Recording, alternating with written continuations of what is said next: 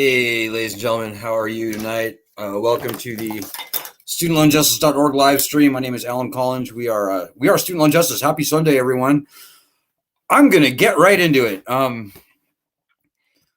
That song I tried to play, The Glamorous Life. So there's not a whole lot that's glamorous about student loan debt, but I wanted to lead tonight with this thing that Lisa Ansell is doing. So Lisa is in the running for something called the Fab Over 40 contest. It's with one of the glamour magazines. I don't know. That's outside of my universe. But I do know that Lisa is in this contest to be, and by the way, Lisa Ansell in Los Angeles has moved mountains for this group. She designed these hats, by the way, these purposely distressed truckers hats, which I think you can get a hat if you go there. But no, Lisa, she single-handedly put together multiple panel discussions about student loan justice at places like the University of Southern California, other places.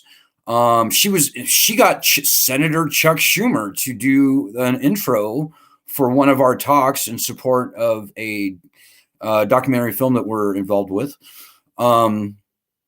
Lisa has been kicking massive ass as an activist and even a writer on this topic for well over, I would say, years now at this point. And she's lived it, by the way. She had student loan debt of her own. She was one of the fortunate few to make it through the public service loan forgiveness program. But anyways, if you would please check out that link and vote for Lisa. It will be very helpful to bring awareness to this issue in a place where they probably don't talk about student loans very often. I've seen a few articles on student debt in Teen Vogue, and that is just about the extent of it. So Lisa is crossing the world of fashion or whatever, glamour, and the world of student loan debt. And so I applaud her. And if you appreciate all that she's done, all that she is poised to do, please vote for her for this contest. It will be super good to get this sort of national exposure. So we're going to be asking you again to do this throughout the week. So yeah, please do that. We have a very big week coming up, ladies and gentlemen. I'm thrilled to report that our companion bill in the House is now out. The press release is out as of last Thursday. These are the days in this 18-year history of this group. Never has there been a more important week than this week right now coming up. I'm actually not kidding. November 8th is looming. Early voting begins like this coming week. The Democrats have got to do whatever they're going to do on student loans before November 8th if they want to, get votes out of it. And similarly, Republicans, they are flirting with disaster in November 8th. We are the largest distressed student loan borrowers, not all student loan borrowers, just the distressed, like this hat, student loan borrowers, people who are losing sleep over their loans, is 38 million people. And that's just federal debt. If you include private student loans, it's like 42 million people. That's nearly enough people to elect a president outright. That's how big and strong we should be. While we've only got a little over 1 million people in this group, that's not bad. We will move mountains in these upcoming midterm elections, and that could be good or bad for candidates depending on whether and if they fight for us. Now, this student loan cancellation that we saw Biden do is not very impressive. By the way, if you have any questions or comments, and if I can see them on Twitter or on Facebook, throw them out, and I'll be happy to read them on air. And if you're late joining us, vote for Lisa. Just do it. It's kind of a cool thing. It's kind of a weird thing. Something that we don't do. It's a special project for us, certainly. Vote for Lisa. So I want to tonight talk a little bit more about the details of the bill. So there's two bills. There's a Senate bill, S-2598. There's a House bill, H.R. 9110. The Senate bill returns bankruptcy protections to federal student loans. Now, if you're new to the group, nobody wants to file for bankruptcy. It doesn't, whether you would ever or never file for bankruptcy does not matter. We've got to get the floor of fairness of bankruptcy rights returned to these loans if we're going to see anything meaningful. You know, this fake loan cancellation from Biden, this is kind of my worst nightmare in a way. You know, over the 18 years we've been doing this, we've seen all the tricks. And the biggest trick, and the one that is being played on us right now, is to foist a fake loan cancellation gimmick on the citizens as a cheap substitute for the bankruptcy rights that exist for all of their loans and that should have never been taken away from student loans.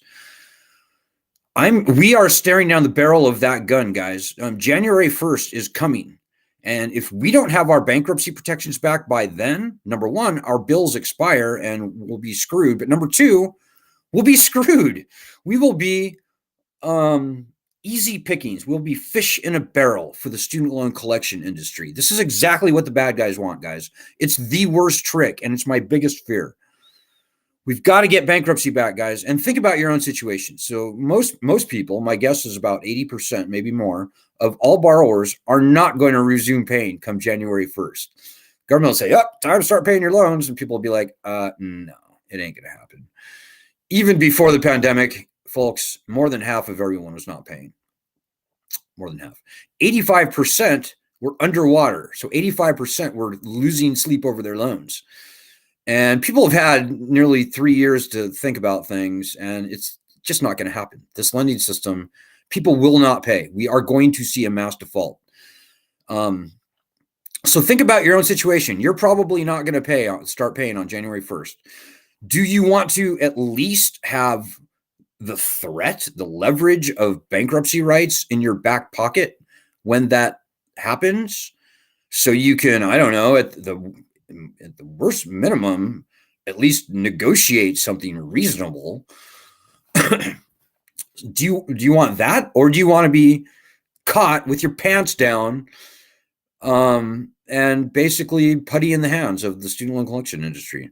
I think it's pretty obvious, guys. Now, S-2598, the Senate bill, does that for debt that's over 10 years old. H.R. 9110 in the House of Representatives does that for all student loans. So S-2598 does it for all federal student loans.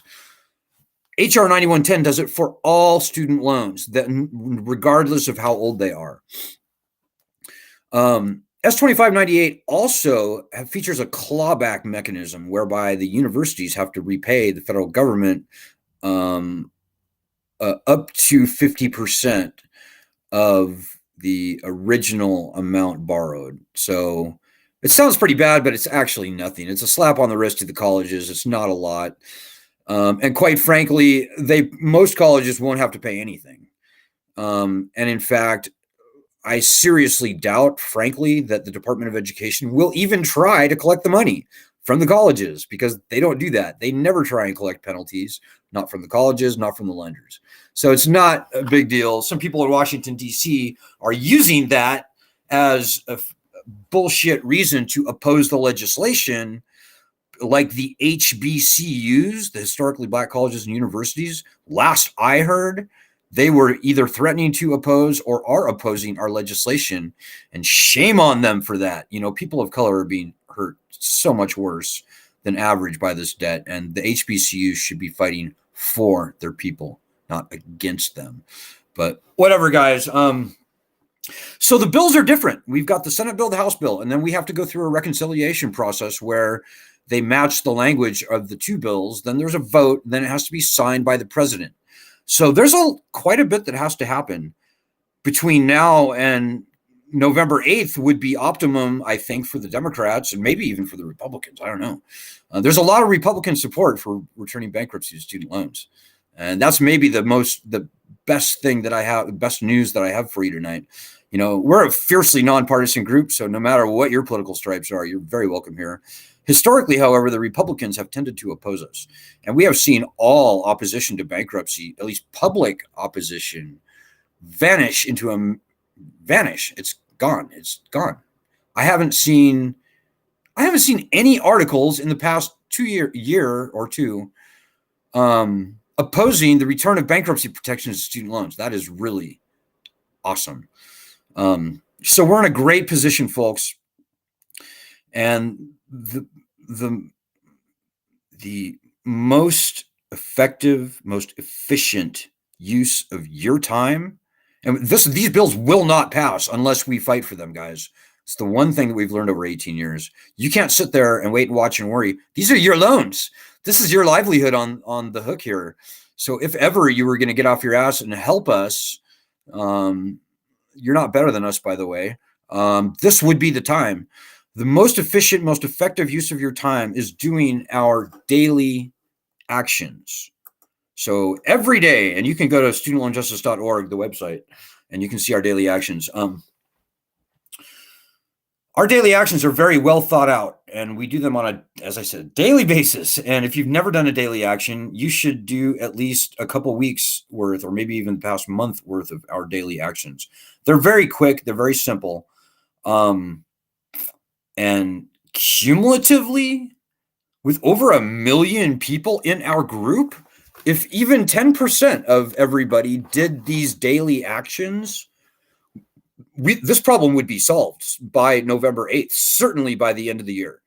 The end of the year is ours, meaning your drop dead date for this legislation. If it doesn't pass by the end of the year, then we're screwed. We're back to square one. We're back to ground zero. So please do that. So I have 3 asks for you tonight. Number 1, vote for Lisa. Let me dial that in again. There she is. votefab40.com/2022/Lisa-Ansell, ANSELL. Votefab40.com. Vote for Lisa. It's very important. Second ask is do at least a month worth of our daily actions if you haven't already done them. And number 3, I have to ask, guys, please donate something. We can do what we do on very little, like almost nothing. Our budget is essentially nothing compared to what our opposition spends against us. We are as grassroots gets, and that's always been true, always will be true. We can do on what we do for very little. We can't do it on nothing, though, guys. And we had to fire our email service recently because, oh my God, they gouged us hugely. So, dudes, if you appreciate all that we've done, and if you're new to the group, just like Google us and see our recent stuff on Fox News, in Newsweek, and The Guardian, New York Times, all over the place. We've moved mountains. In fact, this group is the reason for this legislation. That thing that Biden did, that albeit lame loan cancellation, this group started the national conversation on loan cancellation by executive order. While we're seriously not thrilled with what Biden did, that all started here, guys. So this group is, and your actions are way more important than you might think. And can you imagine 10% of our group, if 100,000 people a day overwhelm the Twitter accounts, the phone lines of congressmen and, influencers and so on and so forth, we'd be done, guys. We'd be done. And you could get on with your life. And I could get on with my life, by the way. I'm a defaulted borrower, so we're all just people here, guys, and that's our greatest strength. In fact, in many ways it's our only strength. We don't have a staff. We don't have a paid staff. We don't have Washington, D.C. digs. We don't have, as I said, any kind of a budget really to speak of. We certainly have no marketing department. We can't buy ads. We can't do paid Facebook stuff. We can't do any of that stuff, guys. All we have are people, and that's you. Struggling people. So you can imagine how hard this fight has been over 17 and a half years and how much easier it should be now that we have large numbers of people on our group. But that only matters when you help. It only matters when you do our daily actions. And quite frankly, you should do far more than that. You're smart. You've been to college. You know, getting any media to report on our bills, S2598, HR 9110, would be very, very helpful. Calling out your governor, if you live in one of the southern states or many states with Republican governors, they are just out to lunch. They are fighting against us, and their states are wrecked by mostly federal student loan debt. It only takes one person to get the media to do a story on our bills. It only takes one person to confront a governor and say, Governor Abbott of Texas, you're fighting against loan cancellation, and the people of Texas owe $141 billion in mostly federal student loan debt. Are you on crack? Like, somebody needs to ask these governors that question, because that's how insane what they are doing is. So it all starts with you guys. Always has, always will. Okay, I'm looking for your comments right now. Sorry for being lagging on this. Hope everybody had a good weekend. I hope you guys are all getting jacked for this coming week. Okay, I'm looking for your comments. Oh, all right. Hey, Leslie's with us tonight.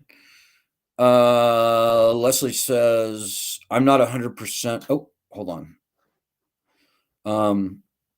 Hey, Jackie Abrams says, there's a good story connected to the petition.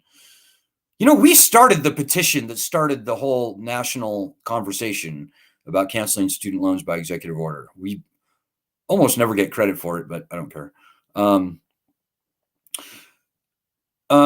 Leslie, go to that link to see what the Fab Over 40 contest is all about. Let me share my screen with you so that you guys can understand it, and maybe we can go through it a little bit. So, as I said, Lisa Ansel is apparently she's going to be 41 in like 2 weeks or something. So sorry, Lisa. Sorry for divulging. It's 40's nothing, guys. 50. When you turn 50, then come talk to me, okay? Like I did 2 years ago, 2.5 years ago.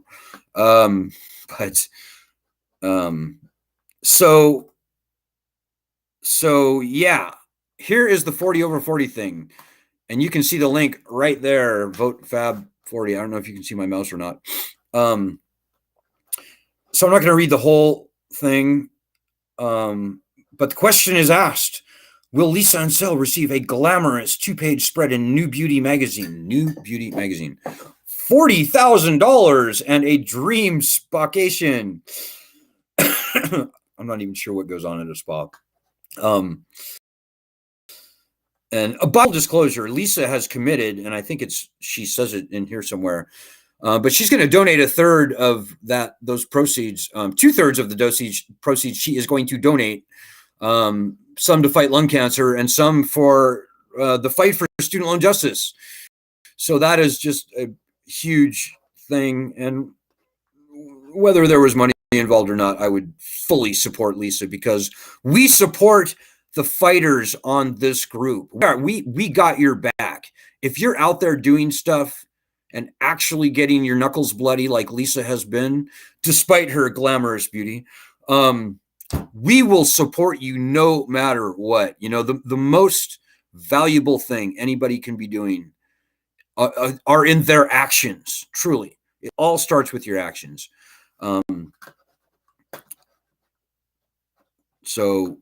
So yeah, and you can see her photo spread there. Lisa lives in Los Angeles, so you know. And let me see here. Oh, there we go. You've probably, if you've been with our group for any length of time, you've probably seen Lisa on live streams, on just all over the place. She's been interviewed in many places, newspapers, Business Insider magazine. She's written papers on the student loan. She's a Harvard grad as well, by the way. Lisa's really got it going on. So thank you, Lisa, for all that you have done. And I can only hope that we might be able to snake a couple 100,000 votes out there for her. We can. It all depends on you. So if you forget everything I say tonight, vote for Lisa. Okay, I'm back.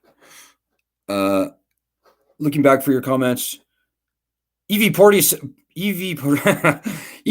says, "How about 65? Don't complain, right?" You know, I lost my mind when I turned like 31. I was like, "Oh, I'm officially over the hill now. I'm officially old and gross." And then 40, and then 50, and then 65. Who knows? So yeah. Hey, Rob Mueller's with us tonight. Hey, Rob. Oh, Lisa. I hope your ears were burning. Thank you so much for your support. I hope to continue to make a difference in as many lives as possible. And she really lives that, guys. Let me just say, we rarely, if ever, promote. Like I don't do self-promotion. We don't promote individuals very often at all. We just don't do it. But Lisa is one of the good ones, guys. Hey, Gordon Wayne Watts has a substantial question about student loan stuff. How can I ask local paper / TV stations to support HR 9110 if I don't have a bill text? Oh, that's a rhetorical question. My guess, Gordon, is that the bill text for HR 9110 will be out tomorrow. I have it on good word that the bill will be exactly the same as HR 2648 of last session. So, and by the way, we're not asking local papers and TV to support the legislation. We just want them to report on the legislation. That's all we know. That's all we want. That's all we need. All we're asking is for a fair shake, a fair examination by the media. That's all we've ever wanted. And we will win with nothing more than the facts on our side. But my guess, Gordon, is that the text for that bill will probably be out tomorrow. Hey, Lisa Ensel says, who else is ready for Alan to finally hang up his gone fishing sign over his SLJ sign, right? I want to take this thing and maybe not burn it, but like, I don't know. Pretty much anything other than student loans. I've been doing this for way too long, guys. I'm ready to be done. I'm ready to succeed. I'm ready to move on with my life, and I hope that you are of the same mind.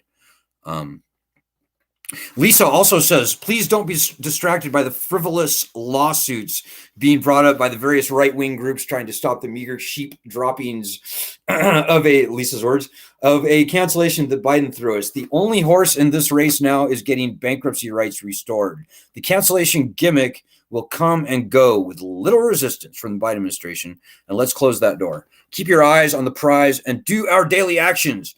Well, thank you, Lisa. You know, you said it better than I could. Don't be distracted, guys. Our opposition wants you distracted. They want you thinking that the student loan cancellation thing is like the best thing since sliced bread. Well, I think most people are a little smarter than that. But they are flooding the zeitgeist primarily with these lawsuits across the country, Indiana, Wisconsin. These are frivolous lawsuits, guys. They're trying to stop loan cancellation. It's the most batshit crazy, insane thing that governors and state attorneys general could possibly be doing. So stupid. Their states are by and large being wrecked by these loans. Indiana being wrecked. Wisconsin's being hurt. These cases are frivolous. They will be dismissed. There is no good standing. And the arguments that I've read a couple of the briefs in at least one of these lawsuits, they're nonsense. They have nothing. The president has full executive authority to cancel student loans by executive order. He can do it without needing one dime of money from Congress, without printing $1, without needing a penny from the Treasury, without adding even a shekel to the national debt, or adding a yuan into the economy to cause inflation. And he can do it. The president can cancel these loans without congressional approval as well. The law on this is very clear. And quite frankly, I think the Republicans are jealous because they didn't come up with the idea on their own. And they should have, because when we first rolled out the concept of canceling student loans by executive order, I think the first person we went to was President Trump. And we had some very heated, very heavy discussions via a third party, one of his speechwriters, between his, I'm going to say family members. I could probably tell you at this late date is Jared Kushner. His speechwriter, a friend of ours, went to Jared Kushner and laid out the concept of canceling student loans by executive order. President Trump, it was the biggest mistake of his presidency that he didn't cancel these loans. And I don't mean 10,000. I don't mean 10,000. I don't mean 50,000. And I know that they were seriously considering it. They actually were seriously considering it. And they decided not to, and they went the other way, and Trump lost that election. He would have won that election by a landslide if he had canceled the loans. And guys, the lending system is toast. It's failed. It's not coming back. It's a dead man walking. The only question is whether this lending system is going to be buried in a clean, quick way that helps people, or whether we're going to see a painful, swamp-induced, prolonged, comatose period for this lending scam before it is finally completely gone. So if I were a Republican, I would rethink everything I thought I knew about student loans. I don't get the Republicans, guys. They're supposed to be fighting for smaller government. Well, here we have the worst big government monstrosity ever. The Republicans are just out to lunch. And, if there's any way they can snatch defeat from the jaws of victory in November, it's going to be on this issue. And frankly, if I was a Republican, I would be fighting tooth and nail for the return of bankruptcy protections to these loans. I would be co-sponsoring S2598 or HR 9110 right now and telling them to pass this thing right now and take student loans off the table for the elections. Anyways. Hey, Andrew Kennis is with us tonight. Hey, Andrew, long time no talk to you, man. Andrew's one of our longtime members. Where are you streaming from, Alan? Andrew, we've been bouncing around the country. I can't remember the last time I talked to you, but we're probably in Washington, D.C. last time you and me chatted. Since then, I went to Iowa, Ohio. No, in order. I went to Ohio. I went to Alaska. I went to Iowa. I went to Washington State. That's actually the wrong order, but now I'm in the North Woods of Wisconsin. So, traveling the country over the years. Hey, Aaron Root says, Alan, what is a good link URL to a story to send NPR in my request for a relevant story to run? What I've found the best thing to do, Aaron, is just look for people at NPR who are doing stories on student loans. Find them. And you can pretty easily find their emails. You can very easily find their Twitters. We've gotten quite a number of stories done through Twitter, believe it or not. We've gotten a ton of stories done through direct email. So that's probably the best way. You might try, sometimes they have a tip line or submit a story or story suggestions. I know at least a couple of the shows on NPR do it that way. But like I said, the best thing to do is just find a reporter or whoever. Find a news person that is publishing stories, whether on TV, radio, or newspaper, or magazine, or online. Find them, contact them directly. They usually don't have a gajillion Twitter followers. They're usually not household names, and they won't respond to you. They're generally pretty normal people. And so, yeah, that's what I would suggest, Aaron. The very first story that I ever got done through the media, there's actually a pretty famous reporter, is Bethany McLean at Fortune magazine. She's the reporter who broke the Enron story. And so that was a big deal. She won all the like 1 year, she was like the #1 reporter in the country for sure. And it took me about a year, but I approached Bethany. She had just done a story about Fannie Mae, which is a real estate sort of cousin of Sally Mae. I was like, if you think Fannie Mae is bad, you should look at Sally Mae. And I started sharing my research with her, and just got off to a good, and right back then, nobody at all was writing about student loans, really, at all. Like, I can count the stories on student loans on 4 fingers back then in 2005. So I sent her my research, and over the course of a year, I kept sending her new findings, and it was just, one discovery was more shocking than the previous one. It was just like, oh my God, our jaws were just dropping at how corrupted this industry had become. And so lo and behold, after about a year, Bethany wound up doing a cover story on Sally Mae, and it featured us prominently in our research, and it tore Sally Mae a new a-hole, pardon my French. And within about 6 months, we were featured top story on 60 Minutes. And so there's good reporters out there, guys. There are good reporters out there. Find them. We have so many stories, so many bits of unreported research that every reporter should be reporting. Here is where we post our research. If you read the most recent 10 articles that we've written, at least 5 of them are going to be unreported headlines, like the fact that people over the age of 35, like older people, outnumber younger people with student loans. It's a fact. That headline has not yet been written. Most people were not paying on their student loans before the pandemic. Unreported headline. The government is profiting on defaulted loans. Unreported headline. These are all very major stories. And anyways, tell a reporter about our stuff. But the number one thing is telling a reporter to report on S2598 and HR 9110. So I hope that helps. All right, guys, I don't know that I'm going to be able to get to all of the comments here tonight. And so let me just apologize, guys. I got to wrap it up. But yeah, good luck to all of you in your efforts to get the media to report on this. Good luck in your efforts to get your shitty Republican governor, if you have one, who's opposing student loan cancellation, to open his eyes and look at how bad student loan debt is in his state. And again, over a third of U.S. states, if you go to our Medium, you can see the article and you can see for yourself, and you can vet the data for yourself, all very reliable data from the Department of Education. You can see that over a third of states in this country, student loan debt exceeds their entire state budget.